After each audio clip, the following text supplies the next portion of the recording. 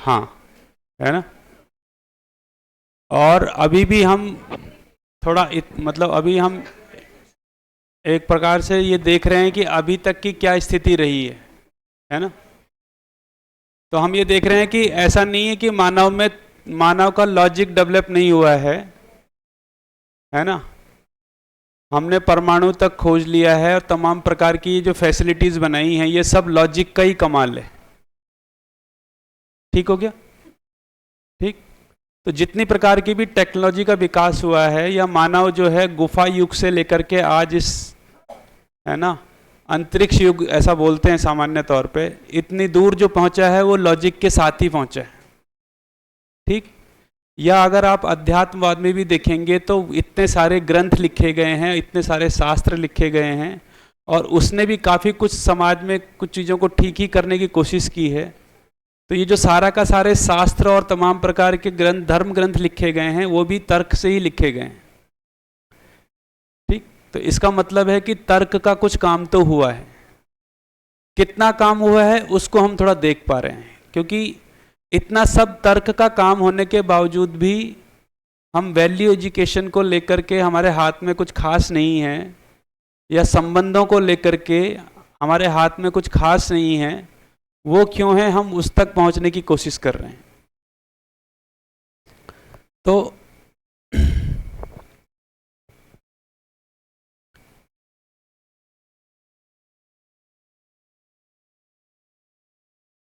तो बेसिकली देखेंगे अभी तक जो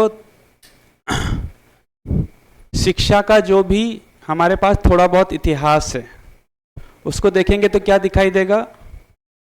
अगर अध्यात्मवाद में जाएंगे तो हमारे पास एक गुरुकुल की परंपरा हमारे पास एक रही है ना, जिसको हम धार्मिक शिक्षा के रूप में देखते हैं। या ठीक है,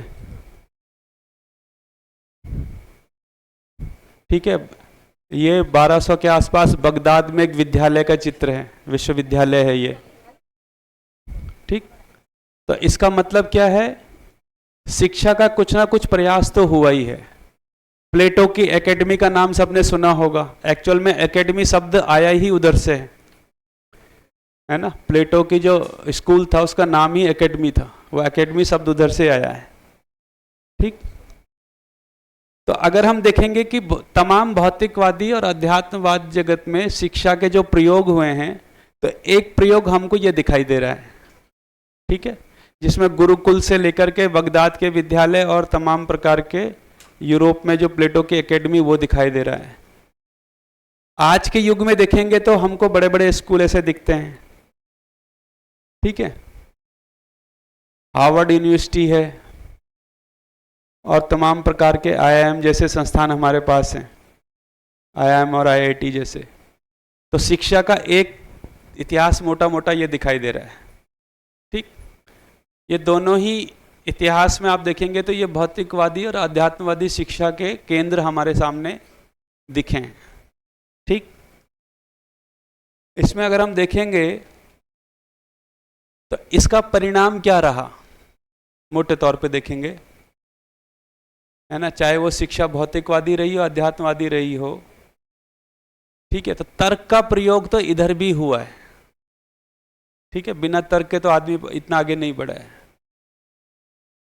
तो भौतिकवादी शिक्षा का तर्क अगर आप देखेंगे तो वो तर्क किधर जाता है, मैक्सिमम। ठीक है। तर्क का प्रयोग शरीर की सुविधाओं को अधिकतम और नवीनतम करने तक जाता है। सारा लॉजिक किस लिए है कि हम अपनी सुविधाओं को मैक्सिमम कैसा कर सकते हैं, है ना। इसीलिए हम पंखे को, भाई ये लॉजिक ही है ना, पंखा बिना बटन के चलने लग जाए, या जैसे ये रिमोट है ना, इस रिमोट से मैं ये काम कर पा रहा हूँ, ये सब लॉजिक का ही कमाल है। तो भौतिकवाद का तर्क जो है वो इधर जाता है। ठीक है। और अध्यात्मवाद का जो तर्क है वो क्या जाता है, वहां तर्क का इस्तेमाल कैसे होता है, जो भी मैं मानता हूं, मैं जो मानता हूं वही श्रेष्ठ है। तो अपनी मान्यताओं को श्रेष्ठ साबित करने में ही उधर सारा तर्क लगता है, मोटे तौर पे। ऐसा होता है कि नहीं होता है? तो ऐसा नहीं है कि वहाँ तर्क का उपयोग नहीं होता है, लेकिन उसके उपयोग की सीमा है। ठीक, इसी को बोल रहे हैं बेसिकली तर्क शक्ति का विकास। तो ये विकास तो मानव में दिखता है, इसीलिए उसने भौतिकवादी जगत में भी काफ़ी उपलब्धियां हासिल की हैं, और अध्यात्मवादी जगत में जो विश्लेषण किया है, मतलब हजारों हजारों ग्रंथ हैं हमारे पास, है ना। तो ये ग्रंथ तो किसी ने लिखे ही हैं, वो भी कोई तर्क का ही वो है। ठीक, लेकिन सारे ग्रंथों को अगर हम देखेंगे तो क्या है, अपनी मान्यताओं को लेकर के थोड़ा सा आगे बढ़ने की बात है।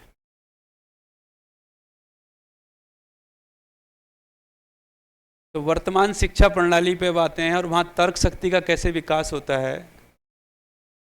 ठीक है, तो जैसे ये है, ठीक है, तो इतनी तर्क शक्ति के विकास के बावजूद हमारे पास कुछ ऐसी खबरें आती हैं, जैसे ये आप खबर पढ़ ही रहे होंगे लगभग, है ना, हर साल 2 साल में ऐसी खबरें आई जाती हैं। ठीक है, तो वहाँ क्या है, वहाँ अक्सर भगदड़ मचती है, क्योंकि वहाँ कोई एक पत्थर है जिसको मारना होता है, उसके पीछे कोई तर्क, क्या तर्क है उसका। तो अगर आप देखेंगे कि उसके पीछे तर्क से ज़्यादा कोई ट्रेनिंग काम कर रही है। ठीक है, और ऐसा केवल उधर ही है कि हमारे यहाँ भी है, हमारे यहाँ भी तमाम भगदड़ मस्ती रहती है। ठीक है, ठीक है, ये लाइबेरिया है अफ्रीका, ये इजराइल है। तो तमाम प्रकार के आप देखेंगे जो धार्मिक आयोजन आप देखते हैं, आपको दिखेगा कि कई बार ऐसा लगेगा यार ये क्या चल रहा है, कोई लॉजिक ही नहीं है उसका। तमाम तर्क की बात करने के बावजूद बहुत सारे हमारे धार्मिक कार्यक्रम ऐसे हैं जिसका कोई लॉजिक नहीं बनता, इसीलिए तो भीड़ लगती है ना। ठीक, और उस भीड़ में इतनी अव्यवस्थाएं होती हैं, और हजारों हजारों लोग हर साल मरते हैं। ठीक, तो वो जो भीड़ इकट्ठा हो रही है वो किसी तर्क से इकट्ठा हो रही है, या बस किसी ट्रेनिंग से इकट्ठा हो रही है, या किसी कंडीशनिंग से इकट्ठा हो रही है? क्या लगता है आपको? है कंडीशनिंग ही है ना, उसमें कोई तर्क इस्तेमाल नहीं कर रहा है। अगर तर्क इस्तेमाल करते तो शायद कुछ व्यवस्थाएं बनाते, है ना। तो इसका मतलब क्या हुआ, तमाम अध्यात्म को लेकर के हमने इतने बड़े बड़े शास्त्र लिखे हैं। ठीक है, और उस शास्त्र के बावजूद हमारा जो धार्मिक रूप से जो हमारा व्यवहार है वो किसी तर्क पे आधारित है, या किसी एकदम वो ट्रेनिंग जैसा कार्यक्रम है, वो एकदम कंडीशनड है बिल्कुल, है ना। ठीक, जैसे इस साल कुंभ में जो थोड़ा बहुत भगदड़ मची है, उसके पीछे बड़ा कारण यह है कि कहीं ये खबर चल गई कि 144 साल बाद कोई विशेष बात होने वाली है। हाँ, उसकी भीड़ का के पीछे बड़ा कारण ये है। तो पूरी ऐसी खबरें चला दी गई कि 144 साल बाद ऐसा, जबकि वो हर 12 साल में होता ही है। और अगर उस मान्यता तर्क को देखें तो उस 12 साल भी अपने आप में एक बड़ा समय होता है, वो विशेष ही समय है, इसीलिए तो 12 साल में लग रहा है। उस 12 साल वाले को भी 144 साल पुराना घोषित किया, और वो क्योंकि हमको 144 साल वाले में हम जाएं, ये हमारे अंदर फिर एक, है ना, इसलिए वो जो भीड़ वहाँ मची है, उस भीड़ के पीछे ये मान्यता ने काम किया। कोई तर्क नहीं लगाया कि कुंभ अपने आप में ही विशेष है, वो अपने, क्योंकि वो 12 साल में हो रहा है इसीलिए वो विशेष है। लेकिन क्योंकि वो 144 साल बाद हो रहा है तो मैं 144 साल तो जीऊंगा नहीं, तो आज ही निपट लूं, इसलिए लोग उसमें गए और अथाह भीड़ हुई उसमें, और तमाम प्रकार की, है ना। ऐसे ही सभी धार्मिक समारोह में ऐसे ही होता है। ठीक है, कहीं चले जाओ आप,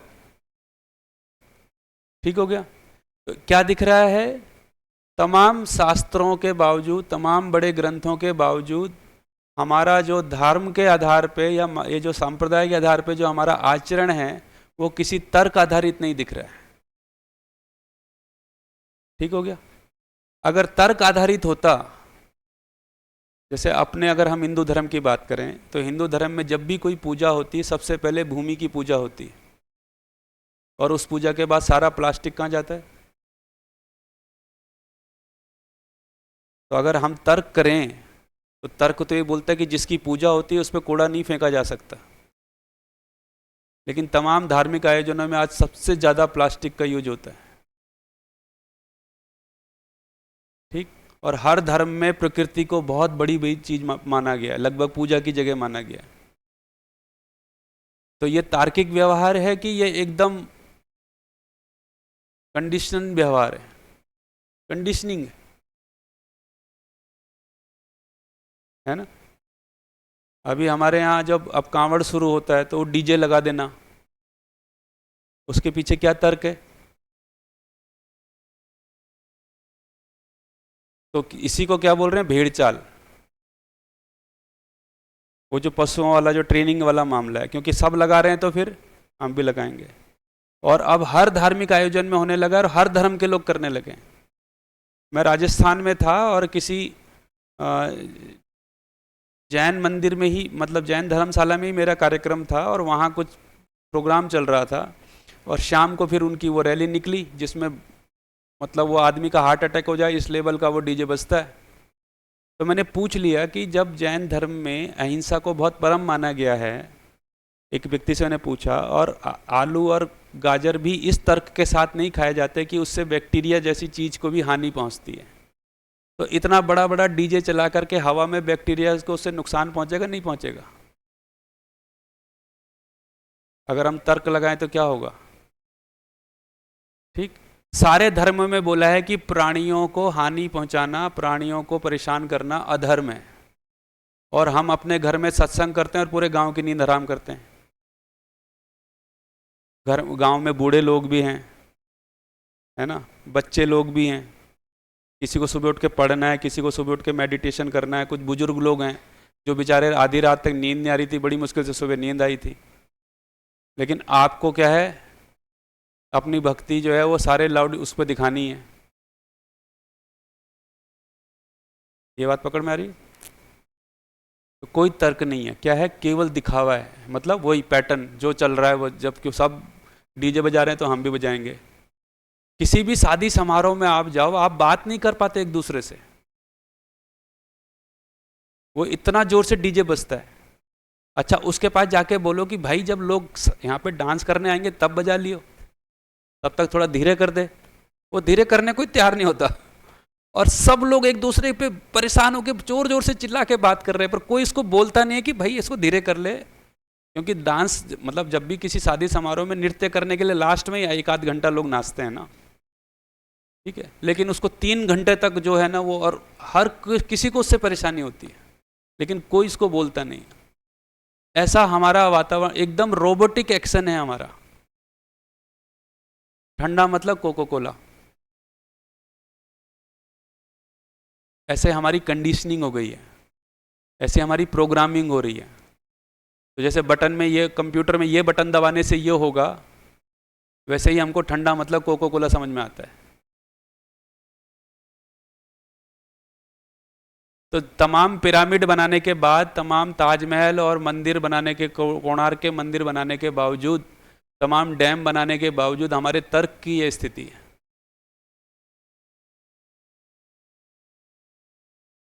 ठीक हो गया? तो हमारे सुबह से लेकर शाम तक हमारा रोबोटिक एक्शन है। ठीक। तो ये तो इसको, ये अगर आप इसको देखेंगे तो बेसिकली ये खबरें कहाँ से आ रही हैं? अध्यात्मवाद की। अभी हम भौतिकवाद को देखें, ठीक है, तो ये खबर आपने देखी होगी। ठीक। ये खबर, ऐसी खबरें रोज आती हैं, जैसे सेल की खबर लगती ही भीड़ मच जाती है, जैसे ही सेल लगती है ऐसी वहां भीड़ मच जाती है। इसमें क्या तर्क है? कि यह हमारा रोबोटिक एक्शन है। बहुत सारे मामलों में हमको पता ही नहीं चल रहा है, हम एकदम, ट्रेनिंग जैसी होती है ना किसी की, है ना, वो बटन दबता है और हम एक्शन में आते हैं, हमको पता ही नहीं चलता है। ठीक। तो आईफोन के लिए जो है वो लाइन पे लगना और भगदड़ मच जाना, तो क्या लगता है इनका कुछ तर्क चल रहा है? कोई तर्क नहीं है।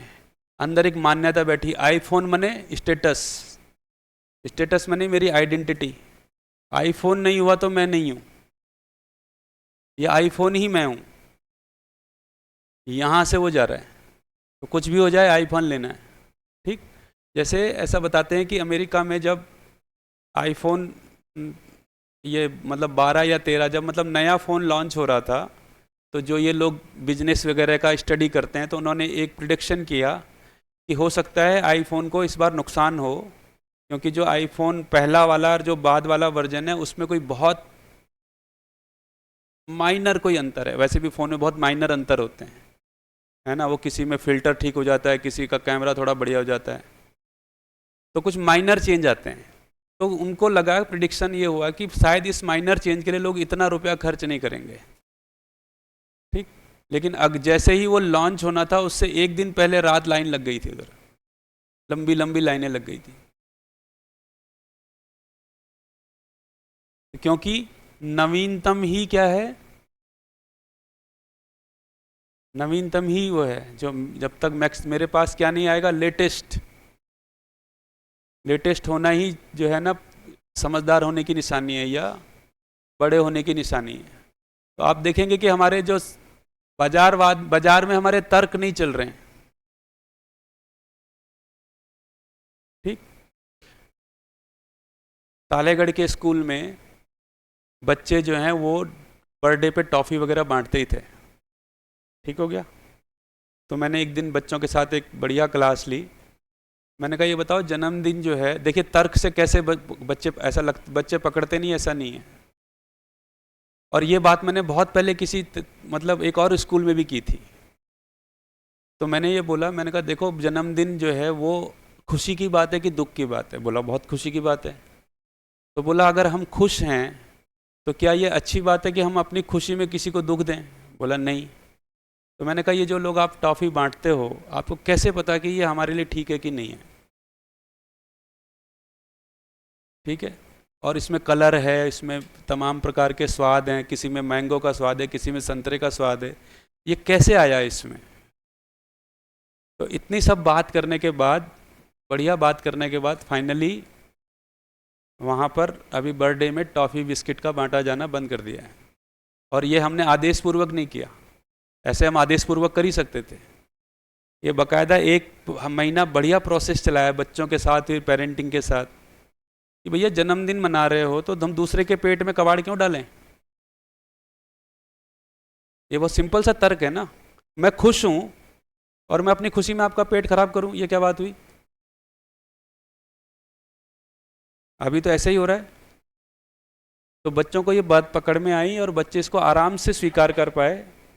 फिर उनको बताया कि आप क्या ला सकते हो, तो जनरली घर में बनी हुई गुड़ से बनी हुई और ये तिल से बने बहुत सारे आइटम बनते हैं, मूंगफली से बने हुए बहुत सारे आइटम बच्चे लाते ही हैं, है ना। आपके यहाँ प्रिया जी हैं, उसको उस एक्सपीरियंस से गुजरी हुई हैं, उनके समय में ये हुआ था।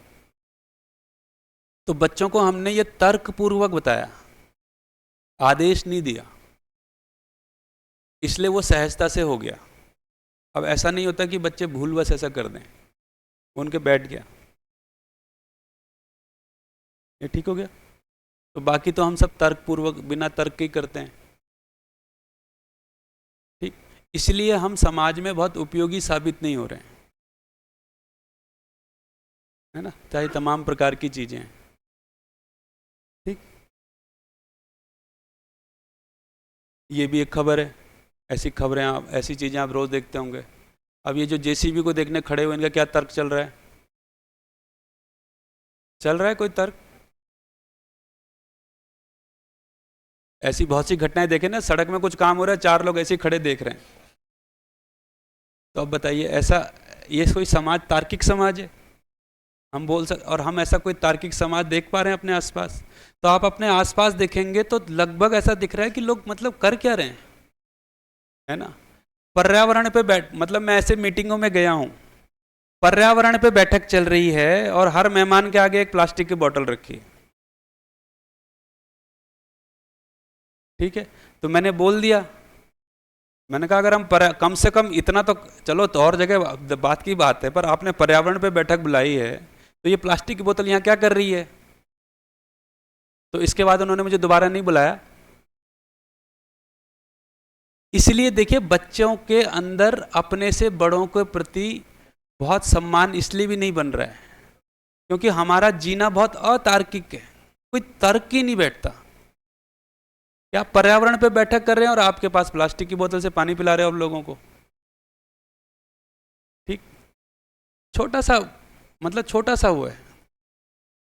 ठीक है, अभी हम जब तालेगढ़ में वो कर रहे थे ट्रेनिंग सेशन, हमारा जो संवाद शिविर था, तो सुबह गन्ने का रस पीना था, ठीक हो गया, तो पता इतना तो हो गया कि भाई प्लास्टिक का तो नहीं आएगा।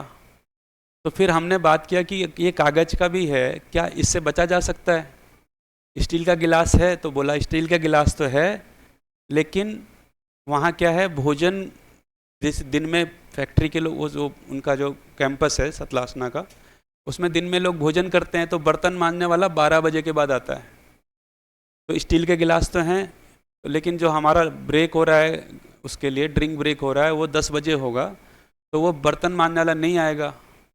तो भाई हम में से हर एक आदमी अपना गिलास पी करके एक छालने में कितना समय लगता है?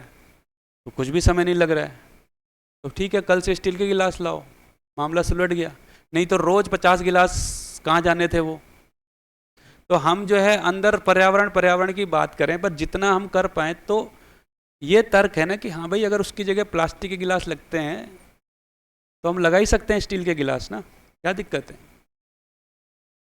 जब हम हजारों हजार रुपया खर्च कर रहे हैं, तो उसमें 2-4 हज़ार रुपया और खर्च करके कुछ ऐसा तो कर ही सकते हैं कि कम से कम। अभी आप देखिए, जितने शुभ समारोह हम कर रहे हैं, वो धरती और पर्यावरण के लिए अशुभ साबित हो रहे हैं। तमाम धार्मिक आयोजन कोई भी ले लो आप, तो बच्चा जो है अपने से बड़ों पे, ये जो बच्चे हैं ये भी क्या सीख रहे हैं? ये भी यही सीख रहे हैं कि पर्यावरण केवल क्लास में करने की बात है और बढ़िया पर्यावरण दिवस पे पेंटिंग बनाने की बात है। जब करने की बारी आती है तो हम वहीं आते हैं। ठीक, हमारे यहाँ सिख भाई लोग जो हैं वो छबील बांटते हैं। छबील होता है ना, मतलब उनके यहाँ एक परंपरा है जिसमें शरबत बांटते हैं, गर्मियों में बहुत बांटते हैं, बहुत अच्छी बात है। जब तक प्लास्टिक नहीं आया था तब तक बड़ा अच्छा था, स्टील के गिलास में बांटते थे। अभी आप देखेंगे यहाँ से लेके 3 किलोमीटर तक पूरी सड़क पे जो है ना, प्लास्टिक ही प्लास्टिक बिखरा हुआ होगा। अब इसको धार्मिक आयोजन माना जाए नहीं माना जाए? और ये कोई तर्क है? इसके पीछे कोई तर्क लग रहा है? कोई तर्क नहीं चल रहा है। इसलिए बच्चों का समाज से उस रूप में, हमारा भी क्यों समाज से भरोसा उठता है? हम भी तो कभी बच्चे थे, हमने क्या देखा? जैसे मैं एक बढ़िया, बच्चे ऑब्जर्व करते हैं, मैं बिहार में था और जिस स्कूल में था तो वहीं गांव में ही मैं रहता था 2-4 दिन। तो गांव में शाम को किसी ने कोई फंक्शन किया हुआ था, शादी ब्याह का, तो उसमें मुझको भी बुलाया हुआ था। तो मैं, और तो जैसे बच्चे होते ही हैं जो छोटे छोटे बच्चे, चार चौथी पाँचवीं के, वो पहले वो खाना पीना खा के वो मेरे कमरे में आ गए। उनमें से एक दो बच्चों ने मेरे साथ चर्चा करनी शुरू की। उन्होंने कहा, सर ये बताओ कि इस शादी में हम ये देख रहे हैं, सही बता रहा हूँ मैं, ये बच्चों का ऑब्जर्वेशन है, कि जो समाज के पैसे वाले और प्रतिष्ठित लोग हैं उनको तो मिठाई थोड़ा सा अच्छे से दी जा रही है, और जो समाज में थोड़ा गरीब और ख़ास तौर पर जाति से थोड़ा सा जिनको कम माना जाता है, तो ये आप बताइए ये ठीक है कि नहीं है? तो मैंने, आपको क्या लगता? बोला ठीक तो नहीं है। तो मैंने कहा हाँ वो तो ठीक नहीं है। तो मैंने कहा अब तो इतना ही है कि आपको समझ में आ गया, तो जिस दिन आप करोगे उस दिन देखेंगे, अभी तो हम कुछ कर नहीं सकते मान ले जाए। तो बच्चों को ऑब्जर्वेशन दिख रहा है, इसलिए बच्चे बड़ों का सम्मान नहीं कर पा रहे हैं, क्योंकि हमारे बोलने में कोई कोई आदमी तर्क पूर्वक जीता है, उसको देख के हमें अच्छा लगता है ना? हम तो बेहोशी की अवस्था में जी रहे हैं। ये ठीक हो गया? ऐसी स्थिति है। ठीक है,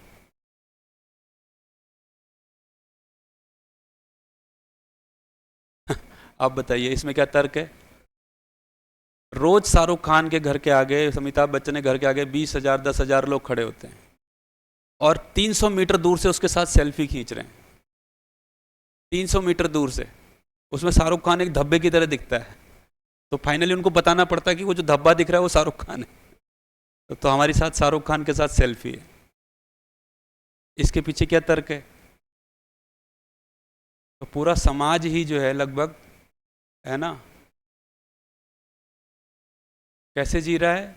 बेहोशी की अवस्था बोलते हैं, है ना। तो इतनी मेहनत करने के बाद लोग मेहनत करके शाहरुख खान के घर के आगे खड़े होते हैं, फिर वो हाथ हिलाता है, ठीक है, और वो तो इतनी ऊंचाई से हाथ हिलाता है कि आप उसको छू भी नहीं सकते, ठीक है, और फिर आप सेल्फी खींच के खुश होते हो कि जो है हमने शाहरुख खान के साथ फोटो खींची। तो ये है सारा मामला। तो अब बताइए कि हम एजुकेशन में इतना काम करने के बावजूद भी हमारे तर्क की ये स्थिति है कि ना हम धार्मिक आयोजनों में कोई समझदारी का काम करते हुए दिख रहे हैं और ना भौतिक दुनिया में कोई समझदारी का काम करते हुए दिख रहे हैं, ठीक है। जैसे आप बाजार गए और आपने एक सूट देखा या कोई भी काम, कोई चीज़ देखी जिसमें लिखा हुआ है 50% डिस्काउंट, 1,000 रुपये की चीज़ 500 में मिल रही है, और आप बोले कि हवा बढ़िया है, और आपने ख़रीद ली और आप खुश हो रहे हो कि आपने 500 रुपये बचा लिए। आपने 500 रुपये बचाए कि आपने 500 रुपये गंवा दिए? क्योंकि आपको वो ख़रीदना नहीं था। अगर उसमें 50% डिस्काउंट होता तो आप नहीं खरीदते।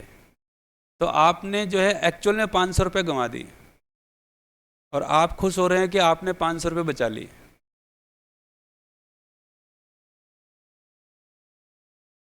तो एक्चुअल में देखेंगे तो वो तर्क का इस्तेमाल कर रहे हैं कौन?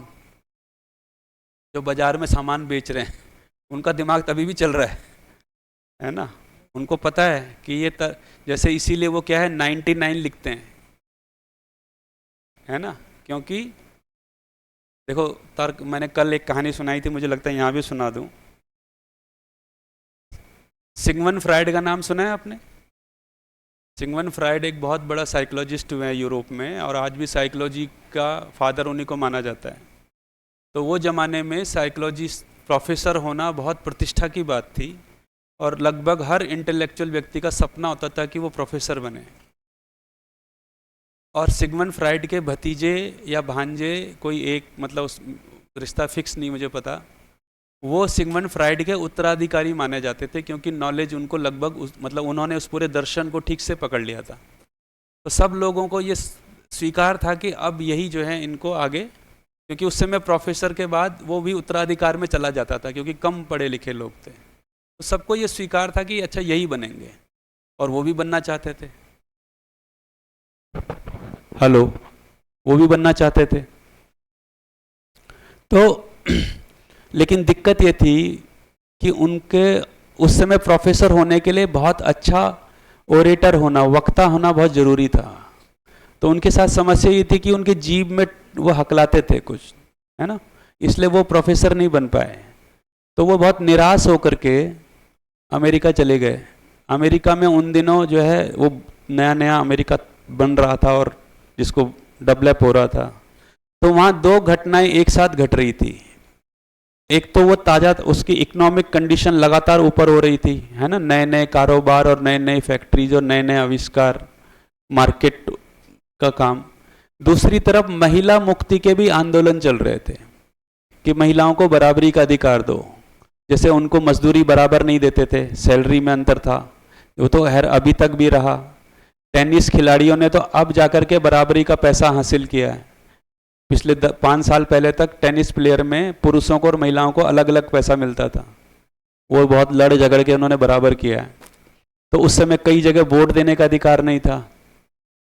तो नारी मुक्ति के आंदोलन चल रहे थे कि नारी समानता, नारी आज़ादी, ये सब के। तो जब ये वहाँ पहुँचे तो इनको एक सिगरेट कंपनी ने हायर किया सेल्समैन के लिए या सेल्स मैनेजर के लिए, कि उसका काम था कि सिगरेट की, क्योंकि इनका नाम तो था, फेमस तो ये थे कि भाई उस साइकोलॉजी को जानता है, तो भाई आप तय करो, आदमी की साइकोलॉजी आप पहचानते हो तो आप जरा बढ़ाओ, कुछ जुगाड़ करो। तो इन्होंने कहा ठीक है। तो उन दिनों वही कि हर दूसरे तीसरे दिन कोई ना कोई रैली निकलती थी महिलाओं को लेकर के कि महिलाओं को आज़ादी दो और महिलाओं को समानता दो। इन्होंने क्या किया कि इन्होंने 5-6 कॉल गर्ल्स को पकड़ा। उन दिनों अमेरिका के समाज में सिगरेट, महिला के लिए सिगरेट पीना सभ्यता नहीं मानी जाती थी, तो महिलाएं सिगरेट नहीं पीती थी। इवन महिला के सामने भी सिगरेट पीना असभ्यता मानी जाती थी। ठीक है, तो इन्होंने कॉल गर्ल्स को कहा कि आपको कुछ नहीं करना है, जब भी ये रैली निकले आपको सिगरेट पीते हुए जो है उस रैली में हिस्सा लेना है। इस घटना से क्या घटा बताइए, इस घटना से क्या घटा? सिगरेट किसका सिंबल बन गया? सिगरेट किसका प्रतीक बन गया? बताइए क्या घटा होगा इससे? तो सिगरेट को नारी आजादी से जोड़ दिया गया। तो सिगरेट पीना अब क्या हो गया? मुक्त नारी का, या है ना, स्मार्ट नारी का प्रतीक बन गया। अगले 6 महीने में सेल्स जो है तिगुनी चौगुनी हो गई। ठीक, महिलाओं ने सिगरेट पीना शुरू किया, क्योंकि सिगरेट पीना अब जो है, तो मैं आजाद नारी हूं ये कैसे पता चलेगा? तो यहां से सिगरेट पीना महिलाओं का भी शुरू हुआ और वो सिगरेट की सेल्स बढ़ी। और तब से लेकर के आप देखो पूरे एड का जो बाजार का जो तर्क है वो इसी पे काम करता है। क्या काम करता है? कि आजादी, समानता ये कोई नेचुरल नीड है, हमारी इमोशनल नीड है। तो हमारी इमोशनल नीड को प्रोडक्ट से जोड़ दो। तो सारा, अगर आप आज के बाद आप जब विज्ञापन देखेंगे तो आप देखेंगे कि उसमें किसी इमोशनल नीड को सेटिस्फाइड कर रहे हैं, है ना। चाहे वो प्रेम हो, चाहे वो सम्मान हो, चाहे वो आज़ादी हो, है ना, ये सब हमारी इमोशनल नीड को क्या करते हैं वो। तो उनका तर्क तो चल रहा है, हमारा नहीं चल रहा है। हम माउंटेन ड्यू क्यों पी रहे हैं? क्योंकि डर के आगे जीत है। वो तो इसलिए पिला रहे हैं कि उनको पैसा आ रहा है। तो डर के आगे, तो क्या कोई तर्क बैठता है कि कोई कोल्ड ड्रिंक पीने से मेरा डर दूर हो जाए? ऐसा कोई नियम है? ऐसा कोई नियम नहीं है। इसके बावजूद भी वो प्रचार में यूज होता है। क्यों? क्योंकि हम डर को जीतना ही चाहते हैं। भय हमारा वो है ना, आहार निंद्रा भय मैथुन, तो वो हमारी एक नेचुरल नीड है। क्या मैं डरूं नहीं, है मुझे अच्छा लगता है। तो हमारे इमोशन को उन्होंने एक कोल्ड ड्रिंक से जोड़ दिया। तो सारा ऐड अगर देखेंगे तो तर्क, लेकिन हमारा तर्क नहीं चल रहा है। हमारी समझ में ही नहीं आ रहा है कि डर के आगे जीत जो है वो कोल्ड ड्रिंक से कैसे होगा, या पेप्सी पीने से तूफान कैसे आता है। ऐसा हमारा तर्क ही नहीं चल रहा है। तो हम बस केवल क्या कर रहे हैं? तो बाजार के लिए यह अच्छा है कि लोगों का तर्क ना चले, और लोगों का तर्क चलने लग जाएगा तो क्या होगा, है ना, आपका शायद 50% बाजार बैठ जाए। ऐसी बहुत सी चीज़ें हम सिर्फ इसलिए खरीद रहे हैं क्योंकि वो किसी ने हमारे इमोशन को ट्रिगर किया हुआ है, उसकी वजह से हमारे इमोशन ट्रिगर होता है, बस और कुछ नहीं है। तो तर्क की ये स्थिति है।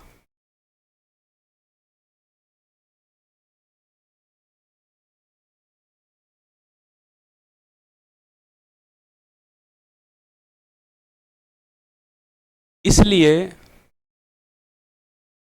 अगर हम देखेंगे तो भारत की परंपरा में बहुत ज्ञान और विज्ञान और गुरुकुलों की बात की है, इसके बावजूद महाभारत तो नहीं रोक पाए हम।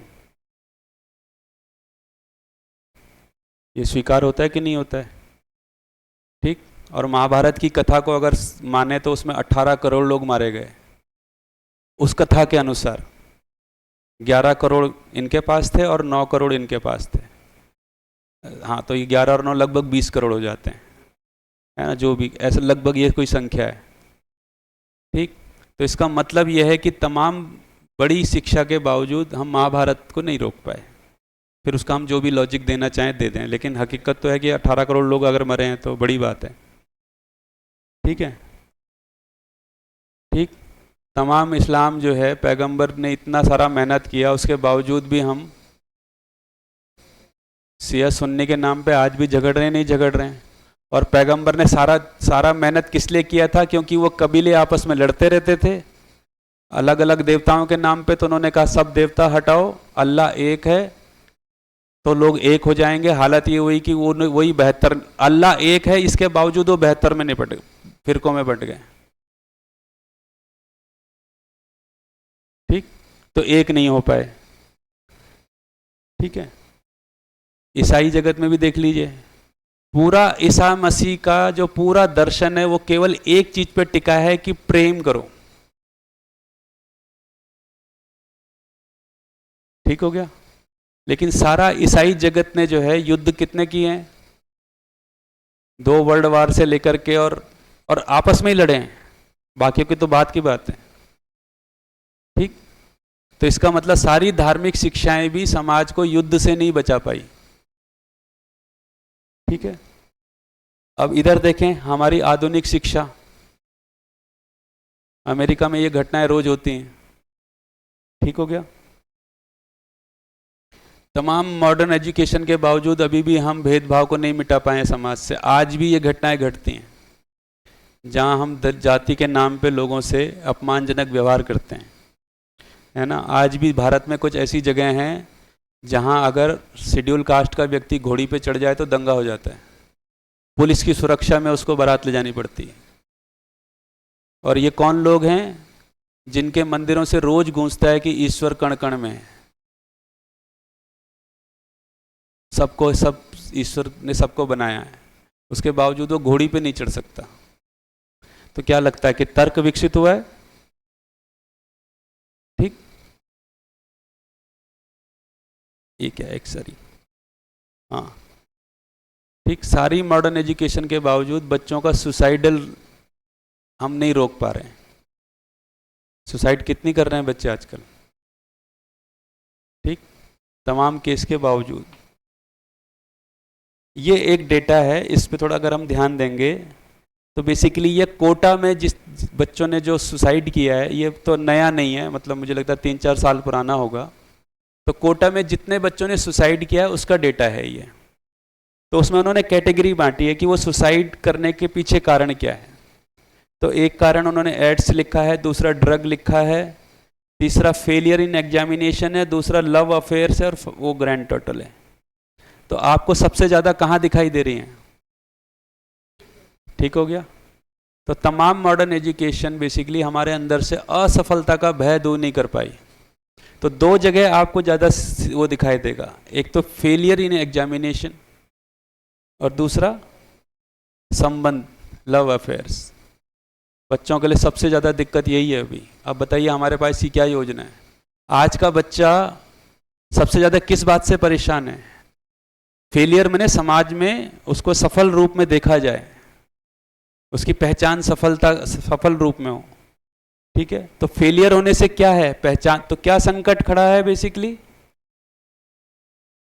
पहचान का संकट। लोग क्या कहेंगे?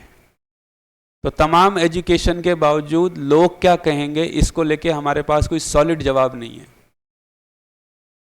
ठीक, और दूसरा संबंध का संकट। तो तमाम धार्मिक, आध्यात्मिक, भौतिक, रासायनिक तमाम शिक्षा मिलकर के हमको पहचान का संकट और संबंध के संकट का समाधान नहीं दे पा रही है। मोटे तौर पे देखेंगे तो यह आउटकम है। अभी बच्चों को सर्वे करवा लीजिए, सबसे ज़्यादा डर किस बात का है? मैंने भी पिछली बार जब यहाँ एक बार बच्चों के साथ क्लास ली थी तो मैं सभी से बात की, भाई आपको डर क्यों लगता है फेल होने से? या मतलब किस बात का डर है? फेल होने का डर है या फेल होने के बाद जो समाज में आपको आपकी आइडेंटिटी पे क्वेश्चन लग जाएगा उसका डर है? तो सबको ये लगता है लोग क्या कहेंगे। तो हम फेल होने से नहीं घबरा रहे हैं, ये जो फेल होने से हमारा पहचान खत्म हो जाएगी, हमारी पहचान पे संकट आ जाएगा, उसका डर है। और मैं अपने को पहचानना ही चाहता हूँ। और मेरी पहचान कैसी हो? स्थायी हो या अस्थायी हो, है ना। तो इस तरह से देखेंगे तो बेसिकली हम आज भी इतनी सारी यात्रा के बावजूद हम कहाँ अटके हैं? पहचान के संकट पे अटके ही हैं। ठीक, आज भी हम सबसे ज्यादा किस बात से परेशान होते हैं? लोग क्या बोलेंगे। ठीक, या दूसरी परेशानी हमारे संबंध, है ना। तो हमारी संबंधों में स्थिरता नहीं है और हमारी पहचान का संकट क्या है, बना हुआ ही है। हर क्षण हमारे ध्यान में ये बात आती है, लोग क्या बोलेंगे, लोग क्या बोलेंगे। इसलिए बहुत सारे काम हम तो सिर्फ इसलिए कर डालते हैं कि लोग क्या बोलेंगे।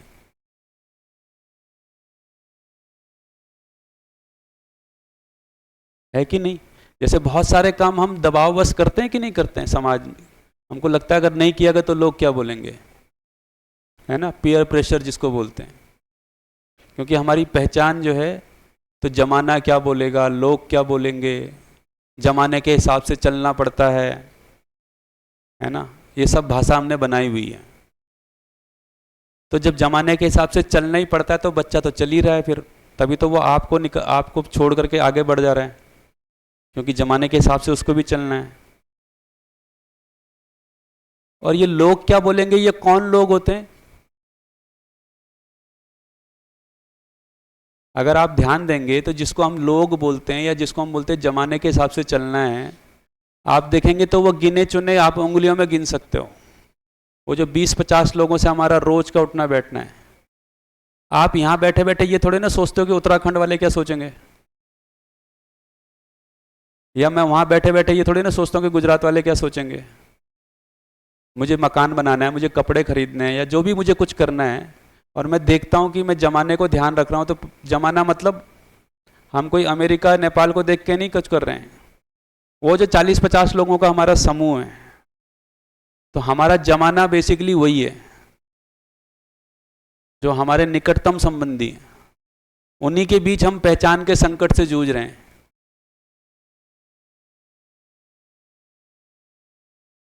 उन्हीं का दबाव हमारे ऊपर बना रहता है। हम भी लोगों के ऊपर ये दबाव बना के रखते हैं, क्योंकि जब हम किसी के घर जाते हैं तो कुछ चीज़ें जज करते रहते हैं बिना बात के ही। हम दूसरे को जज कर रहे हैं, दूसरा हमको जज कर रहा है। ये हमें पहचान का संकट बनाए रखता है। हम जज होने से परेशान हैं, क्योंकि हर कोई हमको क्या कर रहा है, रूप धन पद बल पे जज कर रहा है। इसीलिए हमको हर समय एक वो तनाव बना रहता है।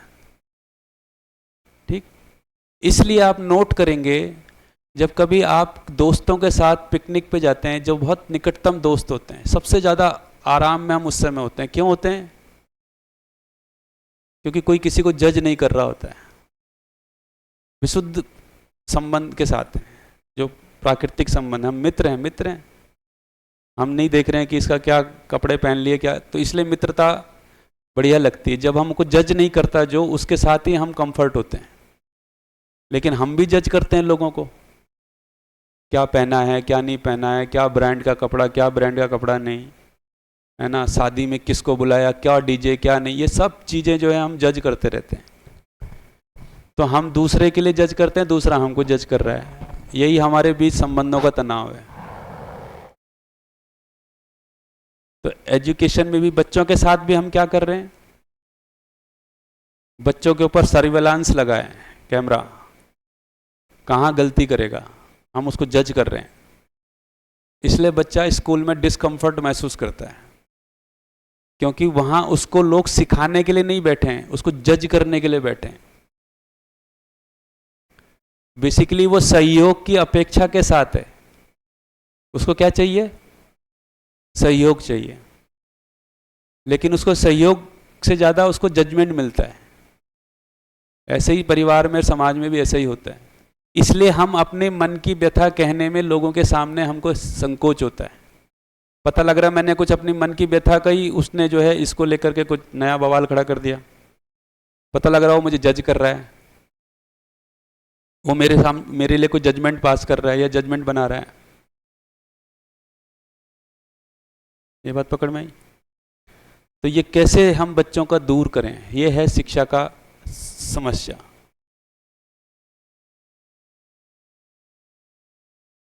अब थोड़ा सा देखते हैं। तो मानव का काम है सुखी होना प्लस जिंदा रहना, उसमें शामिल ही है ना। इसी को मिलकर के बोल रहे हैं जीना।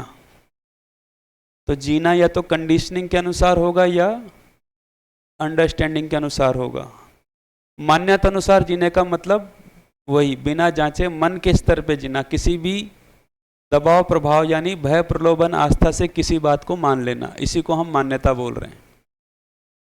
ठीक है, तो मान्यता को अभी हम नेगेटिव पॉजिटिव नहीं देख रहे हैं। मान्यता का मतलब जिसको हमने मान लिया है ना, तो उसमें कुछ ठीक चीजें भी हो सकती हैं, उसमें कुछ खराब चीजें भी हो सकती हैं, लेकिन उसको हम शिक्षा की वस्तु नहीं बना सकते। जैसे मान्यता, दो प्रकार की मान्यताएं हो सकती हैं। जैसे एक समय मतलब जैसे गंगा नदी है, गंगा को माँ माना जाता है ना, लोग गंगा माँ बोलते भी हैं, उसकी पूजा भी करते हैं। और एक तरफ ये भी माना जाता था कि लड़कियों को स्कूल नहीं भेजना चाहिए। तो इसमें से हम कौन सी मान्यता को ठीक बोल सकते हैं, कौन सी को गलत? जैसे गंगा को माँ मानने में कोई बुराई तो नहीं है, ठीक है, लेकिन लड़कियों को स्कूल ना भेजना तो उसको हम ठीक नहीं बोल सकते। तो मान्यताओं को भी हम देखेंगे कि एक को हम इस भाग में देख सकते हैं। ठीक, एक्चुअल में जो हम सही बातों को मान ले रहे हैं उसी को आस्था बोल रहे हैं, और जो हम गलत बातों को मान ले रहे हैं उसी को अंधविश्वास बोल ले रहे हैं, लेकिन मान दोनों को ही रहे हैं। लेकिन गंगा को मां मान लिया, इससे गंगा सुरक्षित नहीं हुई। गंगा सुरक्षित कब होगी? जब गंगा की उपयोगिता को शिक्षा में लाया जाएगा। गंगा को मां मानने को आप शिक्षा में नहीं ला सकते, इसीलिए गंगा को मां माना भी गया, और गंगा की हालत भी, हमने तमाम नदियों को मां माना है, और सबसे ज्यादा हालत खराब हमारे यहाँ नदियों की है।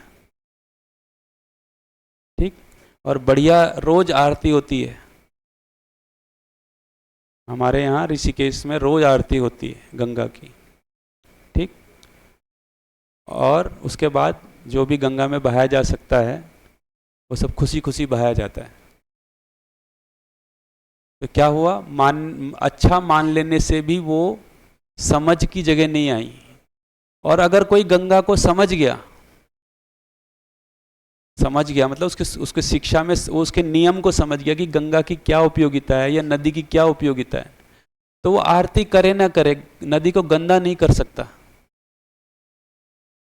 जो समझेगा वो नदी को गंदा नहीं करेगा, जो मानेगा वो पूजा भी करेगा और नदी को गंदा भी कर सकता है, क्योंकि वो समझ में नहीं आया। ठीक, इसीलिए क्या होता है, तमाम अच्छी बातों कामनाओं के बावजूद हमारी प्रकृति का और हमारे संबंधों का हाल खराब ही है। ठीक हो गया?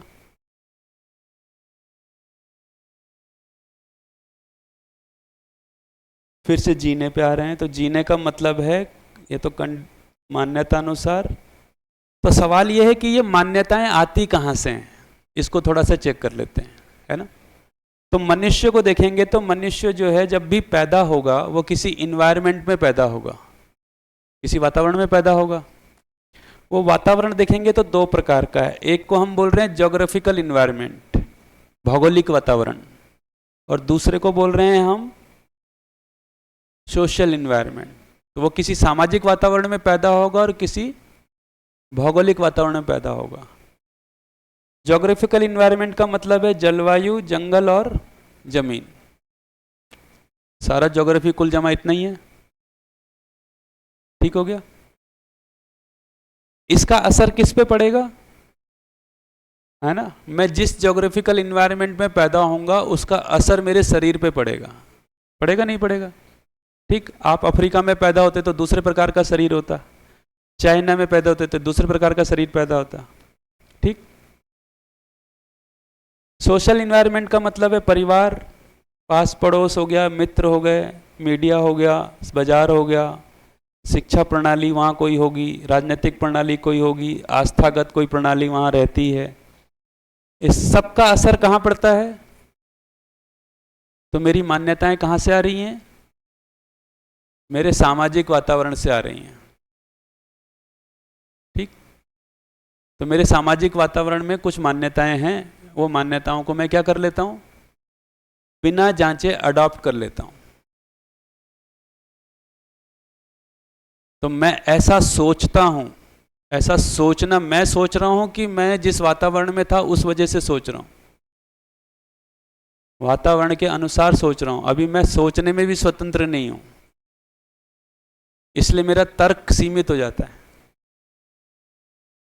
तो हम सब अपने वातावरण से प्रभावित हैं कि नहीं है, सामान्य तौर पे, ठीक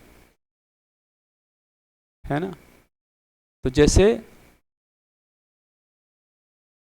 जैसे हरियाणा का मैं कोई आदमी है, वो ज़्यादातर छाछ और रोटी को खाता है, तो ऐसा वो भोजन की समझ के लिए वजह से खा रहा है कि उसके वातावरण में वही उपलब्ध था। अगर समझ से खाता होता तो फिर अनावश्यक चीज़ें नहीं खाता। या जो भी हम खाते हैं, है ना, आज जो हम अपने वातावरण के अनुसार, जैसे गुजरात में तमाम प्रकार के भोजन हैं, क्या उस भोजन की हमको कोई समझ है, या हम सिर्फ इसलिए खाते हैं क्योंकि वो हमारे वातावरण का हिस्सा था, या हमको उसी कोई बहुत न्यूट्रिशन वैल्यू समझ में आती हो। तो हम ऐसे कैसे हैं? एक कौन सा गाना है ना, मैं ऐसा क्यों हूं, तो उसका जवाब ये है, मैं ऐसा क्यों हूं क्योंकि मैं यहां पैदा हुआ। ठीक, मुझको दाल चावल क्यों पसंद है, मैं उत्तराखंड में पैदा हो गया, हरियाणा में पैदा होता तो रोटी सब्जी पसंद होती। ठीक है, मुझे गर्मी ज़्यादा क्यों अच्छी नहीं लगती, क्योंकि मैं ठंडे प्रदेश का आदमी हूँ। ठीक है, मुझको क्यों लगता है कि ब्राह्मण लोग श्रेष्ठ होते हैं, क्योंकि मैं जिस समुदाय में हूँ उसको लोग ब्राह्मण समुदाय बोलते हैं, तो मुझे लगता है ब्राह्मण श्रेष्ठ होते हैं, क्योंकि वो मेरी मान्यता में है। और ये मान्यताएं कोई आजकल की हैं कि पिछले 1000 साल की हैं या 2000 साल की हैं। तो पता ये लग रहा है कि मेरे को लग रहा है कि मैं सोच रहा हूँ। जैसे ब्राह्मण समुदाय को लेकर के या ब्राह्मण जाति को लेकर के जो भी मेरा तर्क चल रहा है, जिसको मैं बोल रहा हूँ कि मैं सोच रहा हूँ, तो वो मैं सोच रहा हूँ कि वो मेरे पैटर्न में ही बन गया है, क्योंकि मैं उसमें तर्क नहीं लगा रहा हूँ। मेरे पैटर्न में यह है कि ब्राह्मण श्रेष्ठ होते हैं, इसलिए मुझे विशेष ट्रीटमेंट मिलना चाहिए। तो ये जो मेरी मान्यता है, ये कोई मेरी है? ये जो पीढ़ी दर पीढ़ी, वैसे ही जैसे गेहूं उगाने की समझ पीढ़ी दर पीढ़ी ट्रांसफर हुई है, वैसे ही कुछ मान्यताएं भी पीढ़ी दर पीढ़ी ट्रांसफर होती हैं। तो अभी हरियाणा में मैं था कुछ दिन पहले, पिछले महीने शायद मार्च अप्रैल में, तो अखबार पढ़ रहा था, उसमें खबर थी 2 गांवों के बीच में 300 साल में शादी हुई, 300 साल में पहली बार शादी हुई, 300 साल बाद। तो फिर 300 साल पहले क्या हुआ था? तो इस गांव से उस गांव में बारात गई और दूल्हे को ससुर की घोड़ी पसंद आ गई और ससुर ने देने से इनकार कर दिया, तो दूल्हे जो है बिना दुल्हन को लिए वापस आ गए। यहां से जो 2 गांव में तकरार शुरू हुई, ये 300 साल तक चली। तो यानी कि मैं इस गांव को उस गांव को लेकर जो मेरी मान्यता बनी, वो कैसे बनी? वो 300 साल से जो पीढ़ी दर पीढ़ी आ रहा है। तो मैं उस गांव के बारे में जो सोच रहा हूं, वो मैं सोच रहा हूं कि वो मुझको सोचवाया गया है। तो एक्चुअल में मेरा विचार भी स्वतंत्र नहीं है, वो मेरी मान्यता से बंधा हुआ है। मैं सोच ही नहीं पा रहा हूं कि ब्राह्मण श्रेष्ठ क्यों होता है, क्योंकि मुझे ऐसा प्रैक्टिस करवाया गया है, मुझे ऐसे ही सोचने के लिए बोला गया है। तो हम सोच भी नहीं रहे हैं, कायदे से देखा जाए तो हमारा विचार अभी क्या नहीं है। तो मुझको लग रहा है कि मैं सोच रहा हूं, पर एक्चुअली मैंने सोचा नहीं है। सोचने का मतलब है तर्क लगाना। ठीक, तो इसलिए हमारी भाषा देखिए, भाषा में ना बहुत सारे हमारे ब्लाइंड वर्ड हैं। जैसे बोलते प्रेम और जंग में सब जायज है। अब हम इसे विचार कर रहे हैं। अब इस पे क्या विचार करोगे आप? वो तो जो हजारों साल से कुछ सोचा किसी ने, वो उसका जो है रेप्लिकेशन है या रिपीटेशन है। अब अगर हम तर्क करने चलेंगे कि प्रेम और जंग में सब जायज कैसे हो सकता है, प्रेम और जंग के बीच में 180 डिग्री का शिफ्ट है। अगर प्रेम है तो जंग नहीं है, और जंग है तो प्रेम नहीं है, और हम इन दोनों को एक ही जगह पे ला रहे हैं। ऐसी बहुत सारी बातें बोल देते हैं ना हम, जिसके पीछे तो वो क्या है, और हमको लगता है कि इसके पीछे कोई हम बहुत सोच रहे हैं। तो बहुत ध्यान से जाएगा तो हम सोच नहीं रहे हैं। ऐसी शिक्षा के बारे में भी हम कब सोचेंगे? अभी हम जो शिक्षा के बारे में सोच रहे हैं, हम सोच रहे हैं कि किन्हीं मान्यताओं को केवल अपने अंदर थोड़ा फैला रहे हैं। जो पहले से मान्यताएं चली आ रही हैं उसको लेके हम उसको कुछ थोड़ा फैला, ये जो थोड़ा बहुत फैला देते हैं उसी को हमको लगता है कि हम बहुत सोच रहे हैं। तो बिना तर्क और तो जब सोचना होगा तो इसका मतलब तर्क का कोई आधार होगा, है ना। जैसे मैं ब्राह्मण जाति के बारे में अगर मैं सोचना शुरू करूं तो मुझे सोचने के लिए कोई आधार तो चाहिए। तो अगर वो आधार मान्यतागत है तो मैं उस पर कुछ सोच पाऊंगा एक्चुअल में? तो उसका आधार एग्जिस्टेंशियल होना होगा। तो एग्जिस्टेंस में ब्राह्मण क्या है? ये तो एग्जिस्टेंस में ब्राह्मण जैसा कुछ है नहीं। ये ठीक हो गया। ये तो किन्हीं परिस्थितियों में किसी को कुछ नाम मिल गया, किसी को कुछ नाम मिल गया। ठीक। हमारे गढ़वाल में हमको ब्राह्मण बोलते हैं हम लोग। उस ब्राह्मण में भी 10 कैटेगरी हैं। ठीक है। तो जो मेरे पूर्वज लोग थे वो बेसिकली पुरोहित थे, और आयुर्वेद के तो जो राजा लोग थे तो पुरोहित और आयुर्वेदाचार्य राजा के बाद ज़्यादा काम आते हैं। तो राजा ने हमको 4 ऐसी जातियों को, ब्राह्मण जातियों को, इसमें एक हम लोग हैं, एक 3 और जातियों को टॉप की 4 जो मतलब घोषित कर दिया। तो हम सर्वश्रेष्ठ हैं। ठीक हो गया। अब ये मेरे अंदर बैठ गया मान्यता के रूप में। तो जो सबसे कैटेगरी में से जो सबसे नीचे है ब्राह्मणी, लेकिन उसके साथ में बहुत सारी चीजें छुआछूत है। किसी के यहाँ शादी का रिश्ता नहीं होगा, किसी के यहाँ चावल नहीं खाऊंगा, किसी के यहाँ कुछ और नहीं करूंगा, ऐसा। अब मैं इस पर क्या सोचूं जब तक मैं उस पर एग्जिस्टेंशियल लॉ नहीं लगाऊंगा कि ब्राह्मण है क्या चीज।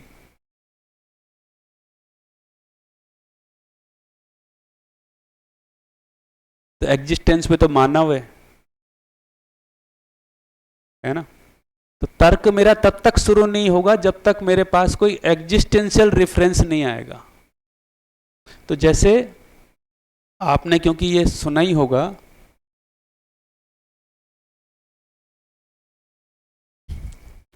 तो ये जो मेरी वो है, ये जो मेरी समाज है, या जो मेरा सामाजिक वातावरण है, तो सामाजिक वातावरण से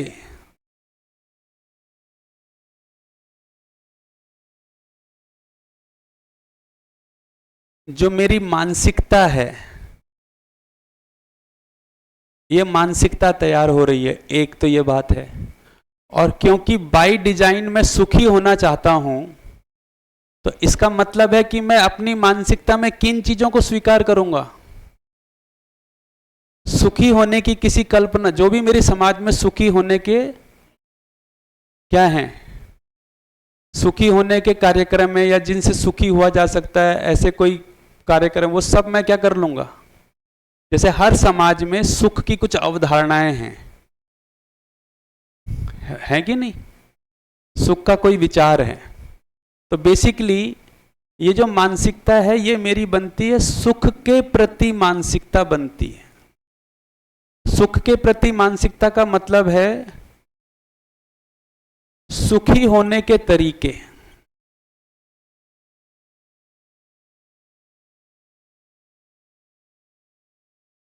क्योंकि मैं क्या चाहता हूं, मैं सुखी होना चाहता हूं। तो जो भी मेरे समाज में सुखी होने के तरीके मुझको ठीक लगते हैं, उसको मैं क्या कर लेता हूं, अपना लेता हूं। ठीक। और जो मुझको नहीं ठीक लगते हैं मैं उनको, इसलिए नई पीढ़ी क्या होती है, अक्सर विद्रोही होती है। क्यों होती है? क्योंकि जिस तरीके से वो उसको सुखी होने के तरीके बताए उसमें से उसको कुछ फॉल्ट पकड़ में आ जाता है, फिर वो विद्रोह करता है, फिर बुजुर्ग लोग बोलते हैं कि तुम बिगड़ गए हो। ठीक। तो जैसे भाई एक समय सुखी होने का तरीका, एक समय यह माना गया था कि पढ़ने लिखने से आदमी की जिंदगी ठीक हो जाती है और वो सुखी हो जाता है। ठीक है। तो एक समय था कि जब लोगों पे खाने पीने की, जैसे गांव में नहीं था, तो पढ़ लिखने के बाद थोड़ा पैसा आ गया, थोड़ा मकान बन गया, थोड़ा सुविधाएं आ गई, तो ऐसा दिखा कि हाँ, तो बहुत लोगों ने, फिर हमने सबने पढ़ना लिखना स्वीकार शुरू कर दिया। अब का बच्चा देख पा रहा है कि पढ़ने लिखने से भी नहीं हो पा रहा है सुखी, तो वो तो पूछेगा नहीं कि पढ़ाई लिखाई क्यों। तो आप बोलोगे पढ़ने लिखने से सब सुखी हो जाते हैं, तो बोला आप हो। ठीक है। तो उसको दिख जाता है कि आप हो नहीं, सुबह से शाम तक तो आपके चेहरे पे मुर्दनी छाई रहती है। ठीक। तो या तो बच्चा क्या करेगा, या तो जैसा सुख की तरीके को उसने ठीक समझा है, या तो वो उसको अपना लेगा या उसके खिलाफ कुछ विद्रोह कर देगा।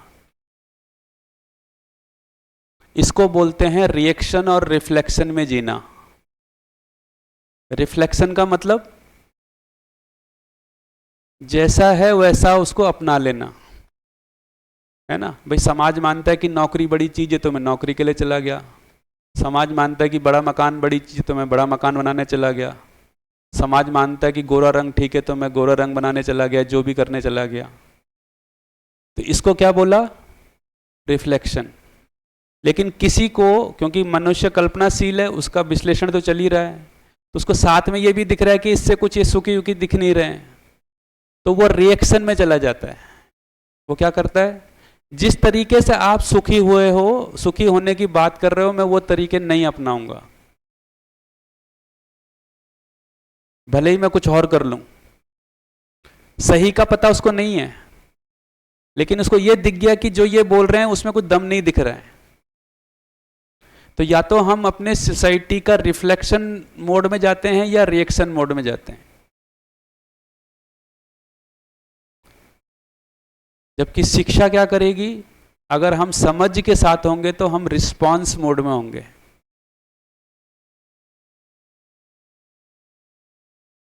रिस्पॉन्स समझ में आता है।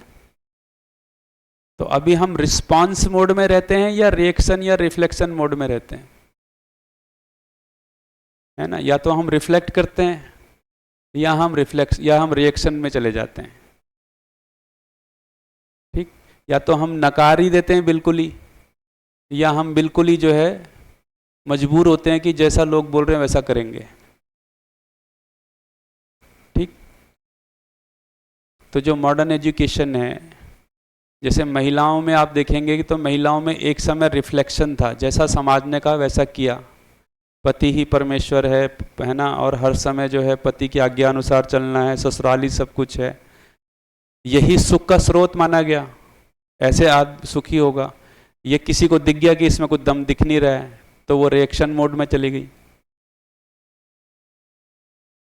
तो अब क्या करना है, जो समाज ने कहा वो नहीं करना है, बाकी इसके अलावा फिर कुछ वो प्रयोग करने जाएंगे, या बाकी लड़कों जो भी नई पीढ़ी वो सब यही करती रहती है।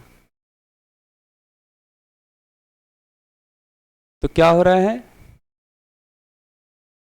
तो शिक्षा जब तक मानवीय नहीं होगी तब तक रिस्पांस मोड में नहीं आ पाएंगे, जब तक हमारा तर्क जागृत नहीं होगा।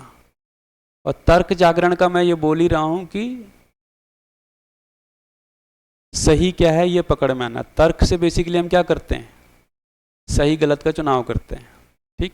लेकिन अपने वातावरण से मैं जो हूं, बेसिकली मेरी मानसिकता में, तो सुखी होने के तरीके में मैं देखेंगे तो कुछ मेरे को स्किल मिलती है, अपने सामाजिक वातावरण से मुझे कुछ स्किल हासिल होती है। स्किल समझ में आता है ना।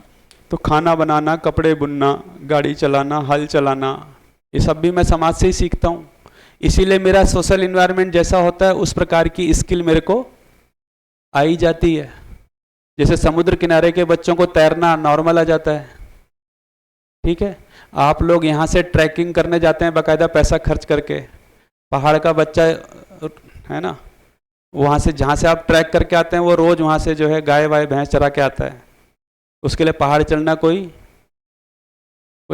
तो वो अपने सोसाइटी से उस स्किल को सीख लेता है। औषधियों को पहचानना हमने ऐसे ही सीखा है, खाना बनाना हमने ऐसे ही सीखा है, अपनी परिस्थितियों में जिंदा रहना हमने ऐसे ही सीखा है। ठीक, तो कुछ तो मैं स्किल सीखता हूँ और कुछ मेरे को नियम भी समझ में आते हैं, यानी मेरे को कुछ समझ भी हासिल होती है। लेकिन वो समझ ज़्यादातर किधर पे है? जैसे पदार्थ के बारे में मेरे को कोई समझ प्राप्त हुई है तो लोहे के बारे में, सोने के बारे में, चांदी के बारे में, प्लास्टिक, ये सब जो मैं यूज कर पाता हूँ, कैसे कर पाता हूँ? क्योंकि इसका कोई नियम मुझे समझाया गया है ना, या मेरे को कुछ पकड़ में आया है। ठीक, तो पदार्थ के बारे में मुझे कुछ समझ है ना, प्राण अवस्था के बारे में मुझे कुछ समझ है, जीव अवस्था के बारे में मुझे कुछ समझ है, इसलिए यहाँ भी मैं कुछ कुछ चीज़ें नियम अनुसार कर लेता हूँ, है ना। इसलिए दूध मैं पी लेता हूँ, दूध से घी निकाल ही लेता हूँ, दही जमाई लेता हूँ। ठीक, और साथ ही मुझको कुछ मान्यताएं भी मिलती हैं, ये मेरे समाज से मुझको गिफ्ट के रूप में मिलता है।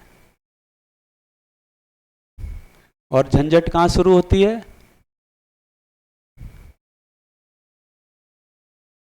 ये ठीक हो गया। तो मेरी सोसाइटी से ऐसा मेरा एक तो मान्यताओं का खेल ऐसा है, तो हर समाज में कुछ अलग अलग तरह की मान्यताएं होती हैं, है ना, और हम उसी तरह से मोटिवेट होते हैं और उसी तरीके से काम करते हैं। तो जैसे पदार्थ की जो समझ मुझको मेरे समाज से मिलती है, मैं उसको वैसा करता ही हूँ।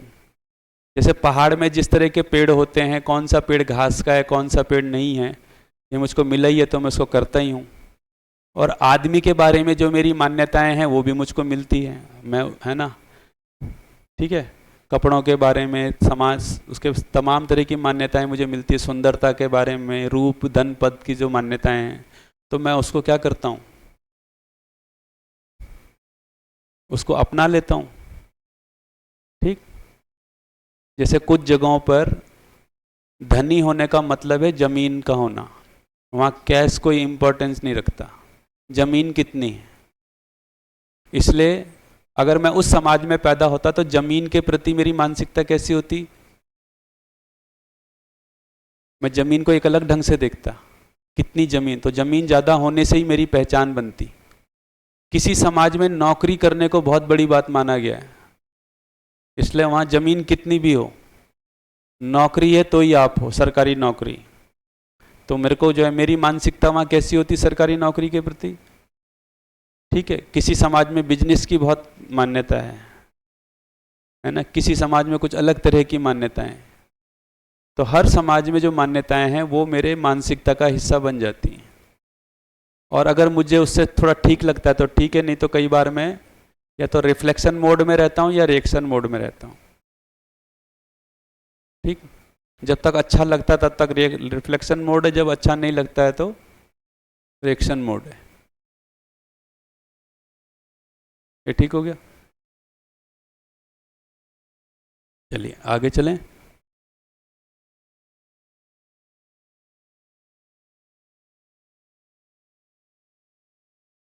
तो जीना होता है समझ के अनुसार। समझ का मतलब क्या है? एक्चुअल में समझ कहाँ से शुरू होगी? वृत्ति के स्तर से। जब मैं क्यों, कैसे, कितना, कब, इन सब सवालों को अपने अंदर ढूंढना शुरू करता हूँ, है ना। तो जब तक मेरे अंदर क्यों का प्रश्न नहीं आता तब तक मेरा विचार शुरू नहीं होता एक्चुअल में। ठीक, क्यों कर रहा हूँ, इसी को बोल रहे हैं क्रिटिकल थिंकिंग। अब मैं आपको उस जगह पे ला रहा हूँ जो सामान्य समाज में प्रचलित है। जैसे क्रिटिकल थिंकिंग को बहुत वैल्यू दी जा रही है आजकल बच्चों में। क्रिटिकल, अगर आप मतलब यूएनओ ने भी 21वीं सदी में शिक्षा के कुछ गोल तय किए हैं, उसमें क्रिटिकल थिंकिंग एक बहुत बड़ा गोल है कि बच्चों के अंदर क्रिटिकल थिंकिंग का विकास हो, क्रिटिकल थिंकिंग का विकास हो। तो बेसिकली क्रिटिकल थिंकिंग क्या है? तर्क करने की प्रक्रिया, है ना, बेसिकली उनका तार्किक समझ विकसित हो, है ना, तर्क विकसित हो। तो क्रिटिकल थिंकिंग क्या है, इसको थोड़ा देख लेते हैं। इसके लिए मैं जो हूं सीधे गूगल की ही परिभाषा उठा के लाया हूं आपके। गूगल क्या बोल रहा है, मतलब पूरी दुनिया कैसे देख रही है। तो क्रिटिकल थिंकिंग का मतलब है, critical thinking is the analysis of available facts, evidence, observation, arguments. तो क्या करना है, एनालिसिस करना है किसका, ये जो आपके पास अवेलेबल है, in order to form a judgement by the application of rational, unbiased, sceptical analysis and evaluation. इतना लंबा चौड़ा मामला है क्रिटिकल थिंकिंग का। क्रिटिकल थिंकिंग कोई छोटी मोटी चीज नहीं है। हमको लगता है हमने 4 रीजनिंग के सवाल करा दिए, उससे क्रिटिकल थिंकिंग आ जाएगी। देखिए क्या बोल रहा है वो, रैशनल होना। रैशनल होने का मतलब उसमें तर्क लगाना, है ना, उचित, अनबायस्ड होना, यानी कि जिसका आप विचार कर रहे हैं उसके बारे में आपके अंदर कोई पहले से पूर्वाग्रह नहीं बैठा हुआ है, जिसके प्रति आपके अंदर पहले से कोई मान्यता बैठी है, उसके साथ आप कैसे काम कर पाओगे, उसके बारे में जजमेंट कैसे बना पाओगे ठीक से, क्योंकि जजमेंट तो आप पहले ही बना चुके हो। तो जजमेंट बनाने से पहले ये हो जाना है। और स्केप्टिकल बहुत शानदार, मतलब इसको मैंने फिर अलग से देखा, ढूंढा कि किसको बोल रहे हैं। तो पहले इसको देखते हैं। The application of critical thinking include self directed, self discipline और self monitored and self corrective habit. ये है क्रिटिकल थिंकिंग का मतलब। तो ऐसा नहीं है कि तर्क मतलब मॉडर्न में सोचा नहीं जा रहा है, वो भी सोच रहे हैं कि आदमी को तो ऐसा ही होना है कि वो अनबायस्ड हो, रैशनल हो, है ना। स्केप्टिकल, स्केप्टिकल का मतलब है, ये बहुत, स्केप्टिज्म एक नई थ्योरी है। वो बोल रहे हैं कि इज अ क्वेश्चनिंग एटीट्यूड और doubt towards knowledge, claim that are seen as mere belief और डॉगमा। ये सेंटेंस पकड़ में आ रहा है। स्केप्टिज्म एक वो बता रहे हैं वो कि ऐसे किसी भी नॉलेज पे क्वेश्चन खड़ा करना जो पहली नजर में या तो कोई मान्यता है दिख रही है, या उसमें कोई हट धर्मिता दिख रही है। डॉगमा का मतलब होता है हट धर्मिता। हट धर्मिता समझते? हाँ, मैंने बोला नहीं, बस यही है, यही सही है। तो वो ये बोल रहे हैं कि क्रिटिकल थिंकिंग में ये जरूरी है कि जो भी नॉलेज आपको ऐसा दिख रहा है कि नहीं ये नॉलेज तो नहीं, मान्यता ही है ना।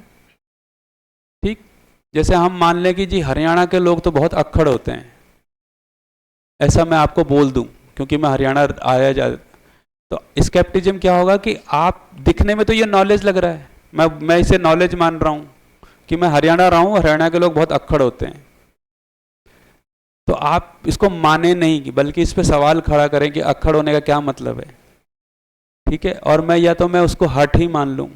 तो जिसको मैं नॉलेज के रूप में प्रस्तुत कर रहा हूं और आपको वो जरा सा भी लग रहा है कि ये तो कोई परसेप्शन है, ये कोई बिलीफ सिस्टम है, या ये मेरा कोई हट धर्मिता है, उस पे जो मैं क्वेश्चन खड़ा कर रहा हूं उसको क्या बोल रहे हैं? स्केप्टिज्म बोल रहे हैं, है ना। ये क्रिटिकल थिंकिंग का एक बड़ा भाग है। तो हम बच्चों को,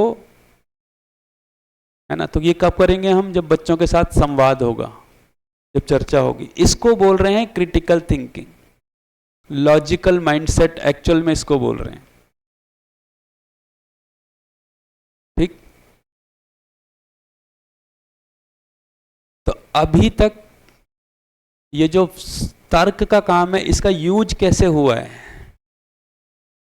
जैसे मेटेरियलिस्टिक एजुकेशन में भी क्रिटिकल थिंकिंग का यूज होता है वो कैसे होता है? फिर से वही बात। और रीजनल रिलीजियस एजुकेशन में भी यूज होता है, और अब हम ह्यूमन एजुकेशन में भी उसका यूज करेंगे। तो इन 3 में कैसे यूज होता है? तो मेटेरियलिक एजुकेशन में कैसे यूज होता है? सारी क्रिटिकल थिंकिंग किस लिए है? जो मेरा कंजम्पशन है ना, उसको मैं कैसे मैक्सिमम करूं और कैसे लेटेस्ट बनाऊं। तो क्या तर्क वहां भी चल रहा है? भाई जैसे एक MBA का विद्यार्थी यहाँ पे आता है, और वो यहाँ पे ऑब्जर्व करता है कि यहाँ पे मान ले जाए इसको कुछ यहाँ पे सामान दुकान खोलनी है और ये कोई समाज है, तो वो क्या करता है, वो देखता है कि यहाँ महिलाएं ज़्यादा हैं, तो वो ये तर्क लगाता है कि महिलाएं ज़्यादा हैं तो यहाँ पे कॉस्मेटिक की दुकान खोलना ठीक है। तो तर्क तो उसने भी लगाया, तर्क तो लगाया ना उसने। तो क्या है, अपने कंजम्पशन को मैक्सिमम करना। तो सारा का सारा जो एमबीए और तमाम प्रकार के एजुकेशन है वो क्या कर रहे हैं, माल को कैसे अधिक से अधिक बेचा जाए, इसमें ही सारा तर्क खर्च हो रहा है। ठीक, तो सारा का सारा जो क्रिटिकल थिंकिंग है वो इसमें ही जाती है। ठीक, तो वो ये उसमें ये तर्क नहीं करेंगे कि ये बेचना ठीक है कि नहीं है। यहां तर्क क्या जाएगा, इसको बेचा कैसे जा सकता है, इसे मैक्सिमम लोगों तक कैसे ले जाया जा सकता है। वो उसके नैतिक अनैतिक चीजों पर प्रश्न नहीं करेंगे। इसी को प्रोफेशनलिज्म बोला गया है। प्रोफेशनलिज्म का मतलब ही यह है कि नैतिक अनैतिक प्रश्नों पे विचार किए बिना अपने काम को कर डालना, इसी को प्रोफेशनलिज्म बोलते हैं।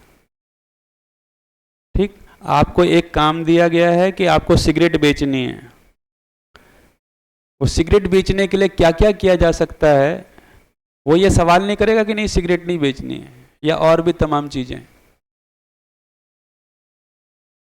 इसी को प्रोफेशनलिज्म बोला है। अपने काम से काम रखो।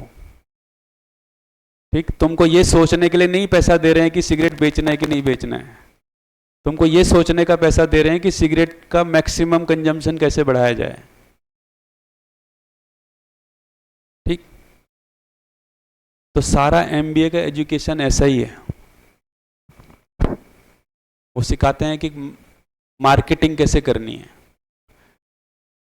ठीक, रिलीजियस एजुकेशन क्या है, वही जो पहले भी बात हुई थी, है ना, मेरा जो बिलीफ है वही सही है। ब्रह्मा जी ने ये धरती बनाई है, ठीक है, उनके हिसाब से अल्लाह ने बनाई है और उनके हिसाब से गॉड ने बनाई है ना। अब यही सही है, ये जो भी हमारी धार्मिक मान्यताएं हैं वही सही है, उसको लेकर के ही हम अपनी सारी क्रिटिकल थिंकिंग किधर यूज हो रही है, जिसको भी हम अभी लॉजिक लगाना बोल रहे हैं। ठीक है, ह्यूमन एजुकेशन क्या करेगी, वो क्रिटिकल थिंकिंग का यूज कैसे करेगी, तो वो करेगी to understand reality in order to be constantly happy. क्योंकि हमारा जो उद्देश्य है वो क्या है, सुखी होना है। और सुखी कहाँ होना है, इस अस्तित्व में होना है। तो इस अस्तित्व की वास्तविकताओं को समझने के लिए सारा तर्क का इस्तेमाल है। ये ह्यूमन एजुकेशन होगी। तब शिक्षा का मानवीयकरण होगा, जब हम वास्तविकताओं को समझने के लिए तर्क करेंगे। तो 7 दिन के शिविर में तर्क होता है कि नहीं होता है, जब आप लोगों ने 7 दिन का शिविर किया होगा, है ना, तो वहां हम क्या तर्क करते हैं, न्याय क्या है, धर्म क्या है, सत्य क्या है, संबंध क्या है, संबंध में मूल्य क्या है। यह भी आपको मनवाया नहीं जाता, लॉजिकली बात की जाती है। तो क्रिटिकल थिंकिंग का एक्चुअल में यही यूज है। ठीक,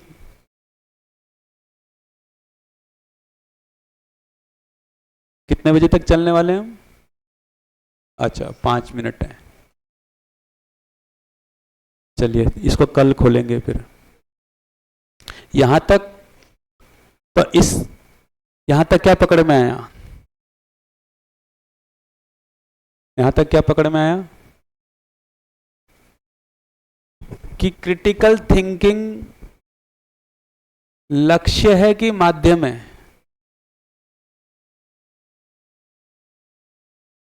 जैसे हम बोलते हैं कि लॉजिक डेवलप करना, तो लॉजिक डेवलप करना कोई टारगेट है, या लॉजिक क्यों डेवलप करना है,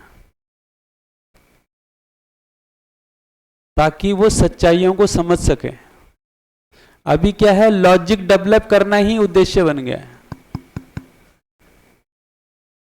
पर फाइनली उस लॉजिक का इस्तेमाल कहां करेगा वो, ये पकड़ में है। कल हम जो है ये देखेंगे कि हाँ कल हम इसको थोड़ा पूरा करेंगे, ठीक है? हाँ 5 मिनट हैं तो 1-2 शेयरिंग ले सकते हैं।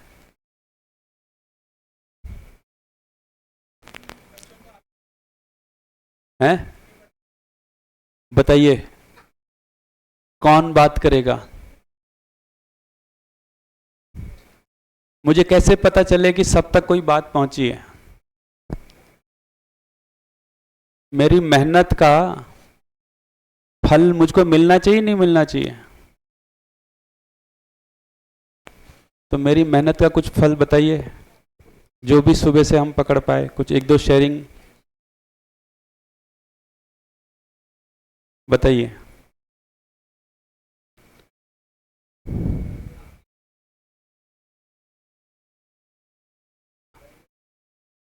जी आप ही कुछ बोल दीजिए, आप ही कुछ बोल दीजिए। हेलो सर, मेरे में और आप में सर एक समानता है। जी मेरा भी नाम राजेश ही है। वाह बधाई।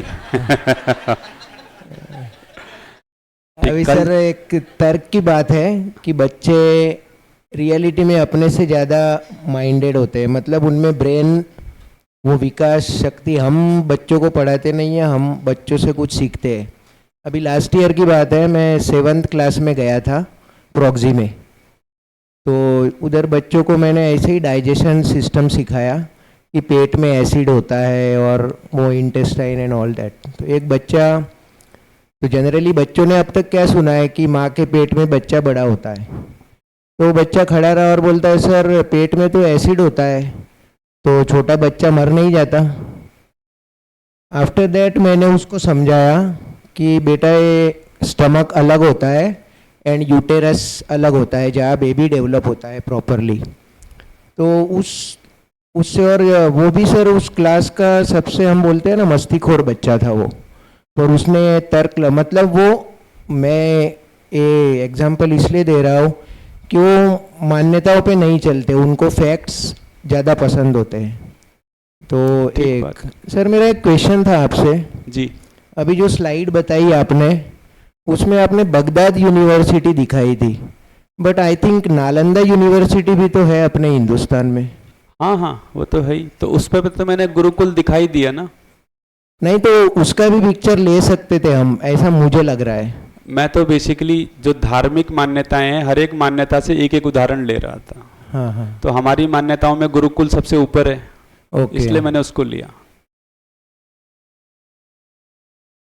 क्योंकि बेसिकली हम क्या कर रहे थे, ये पकड़ में आया, नालंदा को लेना चाहिए था। है नालंदा को लेना चाहिए था। हाँ नालंदा भी लिख सकते थे। हाँ हाँ नालंदा भी, तक्षशिला भी।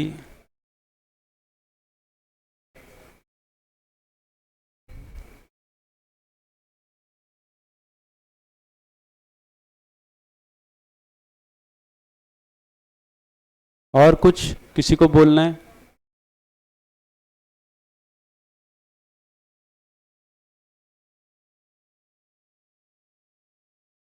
और कुछ?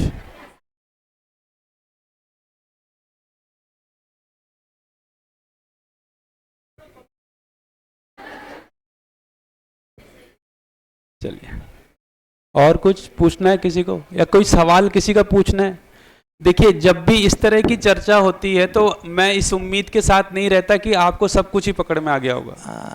2 घटनाएं घटती हैं, कोई पॉइंट हमको बहुत क्लिक कर जाता है या कोई पॉइंट हम अटक जाते हैं। बेसिकली शेयरिंग इन्हीं 2 पॉइंट्स की होती है ना। ऐसा मैं ज़्यादा अपेक्षा नहीं लगा सकता कि मैं, क्योंकि ये काफ़ी स्पीड में गया है। नहीं नहीं अच्छा है, क्योंकि मोस्ट ऑफ लोगों ने किया हुआ है, तो मतलब परिचय शिविर की हुई है। हाँ, लेकिन मेरा पहले सेशन में मेरा ध्यान ये गया जी कि हमारा जो 4 अवस्था है ना, उसको अच्छी तरह से रखा गया है। जैसे क्लासरूम में कैसे हम प्रेजेंट कर सकते, अब तक जो समझा था वो कैसा था, वो परिचय शिविर के हिसाब से समझा हुआ था, बिल्कुल क्योंकि बच्चों के साथ कैसे टॉक किया जा सकता है, बिल्कुल तो उसकी जो संभावना है मुझे यहाँ पे वो क्लियर दिखती है कि भाई पदार्थ, प्राण, जीव और मानव ज्ञान अवस्था को कैसे हम खोल सकते हैं और बच्चों के साथ बात कर सकते हैं। तो पहला एक क्लियर हो गया जी। और अच्छा हुआ। और सेकंड में जो एक मान्यता है, ये लास्ट जो लिखा है ना, वो बहुत बढ़िया पॉइंट है। हाँ, तो ये वाली बात है कि भाई हमें मान्यताएं मालूम नहीं लेकिन मिल जाती है, बाय गिफ्ट मिल जाती है। बिल्कुल वो जो गिफ्ट से मिल जाती है वो हमको समझ में नहीं आता, हम उसको मानते हैं कि भाई हम कुछ सोच रहे हैं, तो ऑलरेडी सोचते नहीं है, हम उस मान्यता को ही फॉलो करते रहते हैं। इसीलिए हमारा लिसनिंग कभी ओपन नहीं होता है। ठीक बात है, तो लिसनिंग ओपन करने के लिए उस मान्यताओं से थोड़ा हट के सोचना पड़ेगा। ठीक बात, तो उस पे भी क्वेश्चंस लगाने की जरूरत है, बिल्कुल क्योंकि क्वेश्चन नहीं लगाएंगे तो फिर तर्क नहीं लगेगा वहां पे। बिल्कुल क्योंकि नॉर्मली हम मान्यता से जो तर्क लगाते हैं उसका बेस तो मान्यता पे आके रुक जाता है, उससे आगे नहीं जा रहा है। बिल्कुल तो जब तक कोई तर्क है अस्तित्वगत सच्चाई तक नहीं पहुंचता है तब तक तो वो अधूरा ही है। ठीक बात, तो ये जो है ना अस्तित्वगत और परिस्थितिगत जो शुरुआत हुई थी वो सबसे बढ़िया थी। और मेरे बहुत सारे दोस्तों के साथ बातचीत भी दोपहर में हुई, तो मुझे ये सारे टॉपिक इस तरह से अच्छे लगे कि उसको हम डाइजेस्टिव फॉर्म में बता सकते हैं। तो बहुत बढ़िया है मेरे हिसाब से, मेरे लिए तो बहुत अच्छा रहा। हाँ, खुशी की बात यह है कि मनुष्य तर्कशील प्राणी है, ठीक है, और क्लास 3 और 4 के बाद वो संवाद करने की स्थिति में बहुत अच्छे से होता है। अगर हमारी योग्यता है तो हम चौथी क्लास के बच्चे को बहुत सारी चीज़ें बता सकते हैं, लेकिन अभी हम इंफॉर्मेशन मोड में हैं, इसलिए वो उसको पकड़ नहीं पाता है। संवाद वो कर सकता है ना, हमको अपनी संवाद की योग्यता, तो तर्क की योग्यता हमको बढ़ानी पड़ेगी। तो ठीक है, फिर तो धन्यवाद। कल शार्प 8 o'clock अपना सेशन शुरू हो जाए, वो जरूरी है। तो हम 7:50 को आ जाएंगे। ठीक है, और सेकंड कल 2 सेशन रहेंगे, और कल दोपहर को यहाँ किचन क्लोज है, मतलब तो मैं एक बार इन्फॉर्म कर लूँ, शायद किसी को मालूम ना हो तो कल